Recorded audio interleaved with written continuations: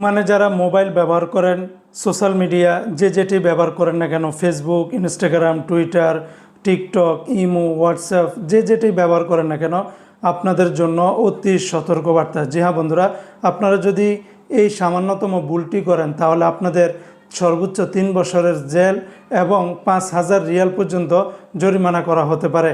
তাই ভিডিওটি শেয়ার করে দিবেন যা করে সকল প্রবাসী ভাইরা জেনে সতর্ক হতে পারে।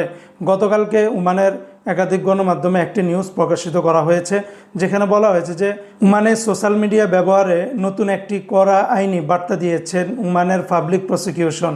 সহজ কথায় যদি বলি তাহলে এখন থেকে ওমানে অনুমতি ছাড়া কারোর ছবি তোলা, ভিডিও করা বা যে কোনোভাবে হোক তা মোবাইলে আপনি সেভ করে রাখা কিংবা আপনার সোশ্যাল মিডিয়া যেমন ফেসবুক হতে পারে, ইনস্টাগ্রাম, টুইটার, টিকটক, এখানে যদি আপনারা শেয়ার করেন তাহলে সম্পূর্ণভাবে বেআইনি বলে অপরাধ গণ্য হবে।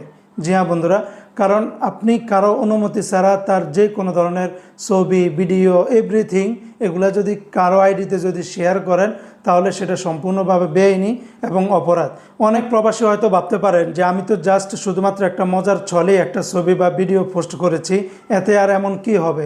কিন্তু ওমান প্রশাসন পরিষ্কারভাবে জানিয়ে দিয়েছে, উদ্দেশ্য যাই হোক না কেন আপনার কারোর অনুমতি ছাড়া বা আইনি অনুমতি ছাড়া কারো ব্যক্তিগত তথ্য বা ছবি প্রকাশ করলে বড় ধরনের আইনি ঝামেলার ভিতরে পড়তে পারেন।